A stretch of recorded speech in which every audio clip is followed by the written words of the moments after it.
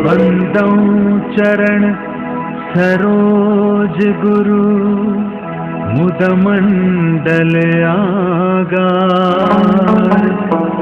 जहि सेवत नर होत हैं भवसागर के पार। साहिब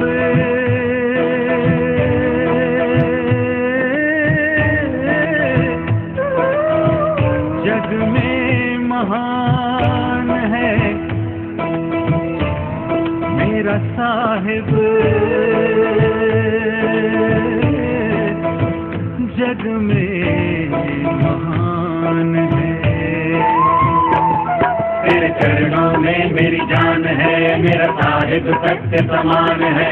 मैं बंदगी साहिब की करूं, मेरा साहिब ही भगवान है। साहिब जग में महान है। साहिब बंदगी, साहिब बंदगी, साहिब बंदगी, साहिब बंदगी, साहिब बंदगी।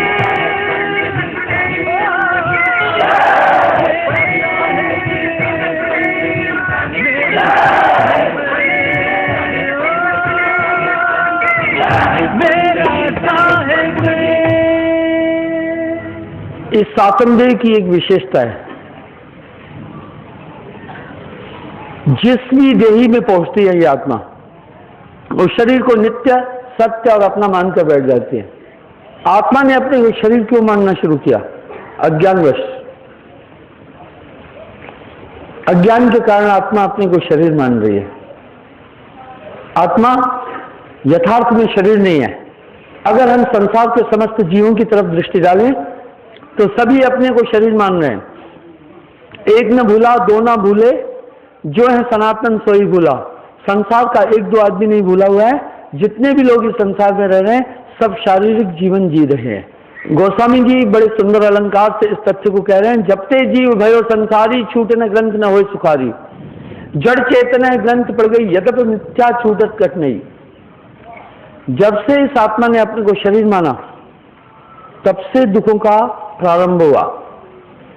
आत्मा ने अपने को शरीर मानना शुरू किया, यहीं से अज्ञान आया, यहीं से भ्रांतियां आई। आखिर आत्मा ने अपने को शरीर मानना क्यों प्रारंभ किया? कुछ ऐसी ताकतें हैं जो आत्मा को विवश कर रही है, जिसके कारण आत्मा अपने को शरीर मान रही है। यदि शरीर के धर्म की तरफ देखेंगे, शरीर के नियमों की तरफ देखेंगे, शरीर की आदतों की तरफ देखेंगे, तो समस्त आदतें कहीं से भी आत्म तत्व से ये आदतें मैचिंग नहीं कर रही है। समस्त आदतें जो है ये आत्मा के प्रतिकूल है। देही की वृत्तियां हमारी आत्मा से कहीं भी मैच नहीं खा रही है। जितने भी शरीर के नियम हम सब पालन कर रहे हैं, ये सब काल नियम है। इस आत्मा का किसी भी कर्म से कोई संबंध नहीं है। एक बार एक आदमी ने मुझसे सवाल किया कि गुरुजी, जो हम अच्छे काम कर रहे हैं ये आत्मा है, जो बुरे काम कर रहे हैं ये मन? मैंने कहा नहीं, पाप पुण्य ये दोनों बेड़ी, एक लोहा एक कंचन केरी, दोनों का प्रेरणा, दोनों की प्रेरणा देने वाला मन है। मन ही से हो रहे। आत्मा नितांत शांत, आत्मा को किसी भी कर्म से कुछ नहीं लेना देना है। इस समय संसार में लोग जितने भी मुक्ति के लिए प्रयास किए जा रहे हैं, ये सब मानसिक स्थिति है। हम इन चेष्टाओं से किसी भी कीमत में कल्याण नहीं प्राप्त कर सकते हैं, मोक्ष प्राप्त नहीं कर सकते हैं। जिन चार तरह की मुक्तियों को प्राप्त करने के लिए कर्मों का प्रावधान है, वो चारों काल पुरुष का खेल है। इसलिए संतत्व की धारा साहब ने खंडन नहीं किया, लेकिन इसके द्वारा, इन चार मुक्तियों के द्वारा हम काल की सीमा, काल के संसार और इस भवसागर से किसी भी कीमत से हमेशा हमेशा के लिए पार नहीं हो सकते हैं। ये सब काल पसारा। गोस्वामी जी कितने सुंदर अलंकार से इस भाव को रामायण में रख रहे हैं। जप तप व्रत यम नियम अपारा, ये समस्त काल पुरुष के नियम है। इसी में ये जीवात्मा उलझा हुआ है। मन बुद्धि चित्त अहंकार के द्वारा जितनी भी चेष्टाएं हम सब कर रहे हैं, उनके माध्यम से हम परम तत्व मोक्ष की प्राप्ति किसी भी कीमत में नहीं कर सकते हैं। क्योंकि ये सभी हमें मन की ओर प्रेरित करती है, मन के द्वारा इनका संचालन होता है, इनका मास्टर भी मन है। साहब बार बार एक वाणी में एक बात समझा रहे हैं, मन ही स्वरूप ही देव निरंजन तोहे राख भरमाई, मन जीव को भरमावे सोई, मन का कहा न कीजे कोई। और मन अत्यंत सूक्ष्म रूप में बैठ करके समस्त जीवों से जो भी चाह रहा है करा रहा है, मन का ही पूरा संचालन है। नाम एक वो दर्पण है, वो रोशनी है जिसके द्वारा मन को हम भली भांति समझ सकते हैं। नाम पूर्ण गुरु के द्वारा प्राप्त हो सकता है, अन्यथा किसी भी कीमत पे नाम की प्राप्ति नहीं हो सकती है। इसलिए आगे साहब एक वाणी में एक शब्द कह रहे हैं, शब्द माए निशब्द दिखावे, हद माए बेहद कहलावे, काल महाकाल है दोई, महाप्रलय में रहे न कोई, तब रही है निरक्षर सारा, सो है सबका सृजनहारा। आदि शक्ति निरंजन देवा, सिर्फ साधु लागे तेन की सेवा। अधिक से अधिक अगर संसार के लोग प्रकृति और निराकार तक की उपासना कर रहे हैं, साहब करें इसी शून्य के अंदर, तीन लोक के अंदर 49 कोटि योजन आदि जो भी दायरा है, इसमें जो कोई भी है उस पर निरंजन का प्रभाव है। जैसे वैज्ञानिक लोग कहते हैं कि धरती पर रहने वाले हर एक व्यक्ति के ऊपर 450 टन हवा का प्रेशर है। अगर ये हवा का प्रेशर नहीं होता तो आदमी उड़ जाना था, पर देखिए 450 टन हवा का प्रेशर है, आदमी को दबाव नहीं हो रहा है। अगर आदमी के ऊपर 1-2 कुंटल भी कुछ रख दें तो हैरान हताश हो जाता है, पर इतना बड़ा प्रेशर होने के बाद भी आदमी दब नहीं रहा है। इसी प्रकार इस काल के संसार में रहने वाले हर व्यक्ति के ऊपर मन का पूरा पूरा प्रेशर है। सबको मने निरंजन सबे नचाए, मुनि मुनीश आदि, सिद्ध साधक आदि, पीर पैगंबर आदि, सब ये मन की सीमा और मन के दायरे के अंदर रहे। जो भी चाहता है मन जब भी चाहता है मनुष्य से कराता है।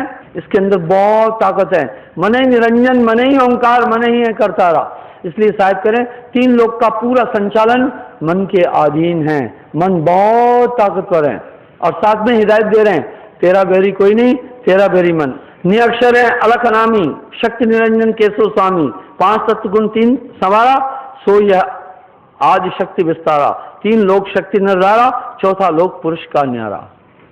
इस तरह ये 3 लोक के दायरे में आज तक अगर आप संसार के जितने भी प्रचलित धर्म हैं तो आप पाएंगे ये सभी निराकार निरंजन तक की बात कर रहे हैं। इसके आगे कोई भी बखान नहीं कर रहा है। देखी सुनी बातें सब कर रहे हैं, पढ़ी देखी सुनी सब बातें कर रहे हैं। देखे सुने ज्ञान सब कर रही, देखे सुने तीर्थ सब जाई। साहब के शब्द कितने सटीक हैं। तेरा मेरा मनवा कसे कोई, मैं कहता आंखन की देखी, तू कहता कागज की लेखी। जब भी मैं संसार के लोगों की तरफ निगाह कर रहा हूं तो पहली बात तो दुनिया के लोगों में एक चीज नजर आ रही है, पढ़ी सुनी बातों पर अधिक बात हो रही है। व्यक्तिगत अनुभव उनके पास नहीं है, अंतर में रमे नहीं है। कुछ मतांतर के लोग मेरे पास गोष्ठियां करने आते हैं। अच्छा है, कुछ तो मुझे कहते हैं कड़वा बोल रहे हैं। नहीं, हम कड़वा नहीं बोल रहे हैं, हम साफ बोल रहे हैं। जहां कहीं सत्य क्षति पहुंचाता है तो वहीं कड़वा लगता है, जहां सत्य लाभान्वित करता है तो वो सत्य वहां प्रिय लगता है। पर सत्य के सभी स्वरूपों को प्रिय देखना ही निष्पक्षता है। इसलिए निष्पक्ष भाव से सत्य का अनुकरण करना चाहिए। तो साहब 3 लोक के विषय में बोल रहे हैं। 3 लोक में जो कुछ आए काल निरंजन सबको डाए। जितने भी मुनि मुनीष, जितने भी सिद्धांत, जितने भी नियम, जितनी भी चीजें देख रहे हैं, पढ़ी सुनी लिखी पढ़ी आदि आ रही है, अनुभव नहीं। जब वो मतांतर के लोग आकर गोष्ठियां करते हैं, वो पढ़ी हुई बातों से सत्संग करते हैं। मैं उनसे एक बात कहता हूं, सत्य बोलना। क्या जिन बातों को आप कह रहे हैं वहां गए हो? बिल्कुल नहीं गए। कोई भी आदमी किसी चीज को प्रत्यक्ष रूप में देखता है, जब उसकी अभिव्यक्ति करता है तो वो बड़ी सहज होती है। जब भी कोई व्यक्ति किसी बात की नकल करता है तो वहां उसको हिचक होती है, क्योंकि उस समय दिल और दिमाग, हृदय और मस्तिष्क दोनों समरूप नहीं होते हैं। लेकिन जिस समय आदमी प्रत्यक्ष अनुभूति बोलता है तो उसका दिमाग और हृदय दोनों समरूप होते हैं, तो वो बात कुछ और हो जाती है। तो इस तरह से जब भी हम देखते हैं संसार के जितने भी प्रचलित धर्म हैं सभी इसी निराकार तक की उपासना कर रहे हैं। 3 लोक से आगे किसी ने जिक्र ही नहीं किया है। अगर आप साहब की वाणी को देखें, 3 लोक का जिक्र उन्होंने बड़ा बेहतर तरीके से किया है। कहीं भी तीन लोक का साहब ने अपनी वाणी में खंडन नहीं किया है। स्वर्ग का खंडन नहीं, नर्क का खंडन नहीं, जितनी भी चीजें हैं, जितनी भी धार्मिक स्थितियां हैं, जितने भी दुनिया के धर्म हैं, सबके विषय में साहब ने अपने विचारों को बहुत स्पष्ट रखा है। जितने पीर पैगंबर हैं, पंच मुद्राएं हैं, जितने भी भारत में प्रचलित पंथ मत मतांतर हैं, 16 प्रचलित पंथ हैं जिनकी संख्या कई लाखों करोड़ों में है, उनके अंदर भी अगर आप देखेंगे तो वो सभी तीन लोक तक की बात कर रहे हैं। कहीं कहीं आजकल देखा देखी में लोग साहब की वाणी कर रहे हैं, कह रहे हैं, कुछ मत मतांतरों में चौथे लोक का जिक्र आने लग गया है, सचखंड का जिक्र आने लग गया है, लेकिन बीच बीच में वो निरंजन की बात जब भी हम देखते हैं तो उनका जो साइन है वो भी निरंजन का है। पंच मुद्राओं की तरफ अगर हम चलते हैं तो वर्तमान में कम से कम एक बात तो स्पष्ट है, 5 मुद्राओं पर इसके इर्द गिर्द जितने भी मत मतांतर घूम रहे हैं, ये पांचों मुद्राएं कोशिकाओं से संबंध रखती है। कोई चातरी में जा रहा है, तीसरे तिल में ध्यान रखता है, ज्योति निरंजन शब्द का सुमरण कर रहा है। साहब कह रहे हैं ये भी काल का खेल है। ज्योति निरंजन चाचर मुद्रा सोहे नैनन माही, किसको जाना गोरख योगी महातेज हैं ताही। आपको सिद्धियां कुछ शक्तियां अवश्य वहां प्राप्त हो सकती हैं, लेकिन आत्मा काल पुरुष के दायरे से बाहर नहीं निकल सकती है। कुछ भूचली मुद्रा में जा रहे हैं, काफी लोग हैं, वो भी अंतर की बात कर रहे हैं, लोक लोकांतरों को देख रहे हैं, पर नहीं साहब उससे आगे बोल रहे हैं। ओमकार भूचली मुद्रा त्रिकुटी है अस्ताना, व्यासदेव जिसको पहचाना महातेज हो जाना। व्यास जी ओम शब्द का जाप करते थे, भोजरी मुद्रा में जाकर के आज्ञा चक्र में ध्यान रोक रहे थे। ये तो सेल जगह है, एक भौतिक योग है, एक सूक्ष्म योग है। हम सूरज शब्द अभ्यास थोड़ी बोल रहे हैं। तीसरा है सोहंग, सोहंग शब्द अगोचरी मुद्रा, भवर गुफा अस्ताना, शुकदेव जिसको पहचाना महा सुन अनहद की ताना। अगोचरी मुद्रा में साधक बंकनाल में जाकर के अपना ध्यान धुनों में लगाता है, कह रहा है यही सब कुछ है। काफी मत मतांतर इसी साधन को शब्द में ध्यान रोकने को ही सच्चा शब्द बोल रहे हैं। इन धुनों को कह रहे हैं यही धुने सच्चा नाम है। भाई साहब ने धुनों को सच्चा नाम बोला ही नहीं है। साहब तो वाणी में साफ कह रहे हैं, जाप मरे अजपा मरे, अनहद भी मर जाए। सूरज समानी शब्द में उसको काल न खाए। कुछ लोग इन धुनों को आंतरिक नाम कह रहे हैं, नहीं साहब परहेज कर रहे हैं इससे, ये भी हमारी नाड़ियों का की झंकारमेंट है, हमारी नाड़ियों की झंकार है, गुंजायमानता है। साहब ने अपनी वाणी में साफ साफ कह दिया, आंख न मूंदे कान न रूंदे, नहीं अनहद उलझावे। कि भाई अनहद में भी नहीं उलझाए, सो सतगुरु में भावे, जो आवागमन मिटाए। आंख न बंद करे, कान न रोंदे, नहीं अनहद उलझावे। इसका मतलब है जो इन धुनों में ध्यान कह रहे हैं, जो कह रहे हैं ये धुने सूरज शब्द अभ्यास। देखिए हम सूरज शब्द अभ्यास की बात नहीं कर रहे हैं, हम सूरज योग की बात कर रहे हैं। केवल सूरज शब्द अभ्यास नहीं बोल रहे हैं हम। सुरती को धुनों में लगा दिया, यही तो है सूरज शब्द अभ्यास। पर साहब कह रहे नहीं, ये धुने नृत्य नहीं है, ये धुने नाम नहीं है, सो तो नाम विधेय, दो बिन होए न अगर आवाजा। साउंडिंग दो के बिना कभी नहीं हो सकती। ये हमारी नाड़ियों की क्रियाशीलता के कारण से धुने सुनाई दे रही है। साहब वाणी में साफ कह रहे हैं, सो तो शब्द विधेय है। कुछ लोग कह रहे हैं सतलोक में हमेशा धुने हो रही है। अगर धुने हो रही तो वहां वायु भी होगी फिर। पर साहब वाणी में कह रहे हैं पवन न पानी, धरती नहीं आकाशा, नहीं रवि चंदा तारा हो, अवधु तीन लोक से न्यारा है। वहां पवन नहीं है, पानी नहीं है, साउंड भी नहीं है, पृथ्वी नहीं है।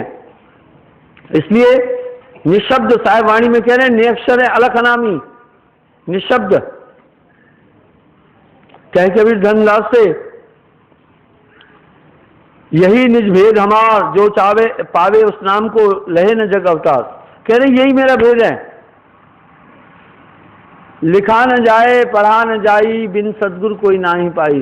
कह रहे हैं जो उस निज नाम को प्राप्त करता है, अब ये नाम करेगा क्या, नामदान चीज क्या है। मैंने इस बात का कई बार उल्लेख किया है, ये सार नाम गुरु बिन नहीं पावे, पूरा गुरु अकह बतलाए। ये नाम पूर्ण गुरु के बिना मिल ही नहीं सकता है। जिस दिन ये नाम एक पूर्ण गुरु देता है, 3 क्रियाएं करता है, ये नामदान कहलाती है। सबसे पहले मन और आत्मा को अलग करता है। ये काम कठिन है, आपसे नहीं हो सकता है, किसी योगी से नहीं हो सकता है, किसी साधक से नहीं हो सकता है, किसी ज्ञानी ध्यानी से नहीं हो सकता है। ये पूर्ण सदगुरु के द्वारा ही ये काम हो सकता है। सबसे पहले वो आत्मा और मन को अलग कर देता है, पहली क्रिया ये है। दूसरा, हृदय को प्रकाशित करता है। जब हृदय प्रकाशित होगा तभी अपने अंदर के विकार, काम, क्रोध, लोभ, मोह आदि का बोध होगा। और साथ कह रहे हैं नाम बिना हृदय शुद्ध ना होई, कोटिन भांत करे जो कोई। चाहे कोई करोड़ों चेष्टाएं क्यों न करे, पर नाम के बिना किसी भी कीमत में ये हृदय शुद्ध नहीं हो सकता। तीसरी चीज गुरु नामदान के टाइम पर एक करता है, बड़ी अलौकिक करता है, वो आपके अंदर एक संरक्षक, एक बहुत बड़ी ताकत जो हमेशा आपकी सुरक्षा कर रही है उसको जगह देता है। नाम हमारा जगत सब कहे, भेद हमारा कोई न लहे, मेरे निज स्वरूप को पावे सो हंसा सतलोक सिधाए।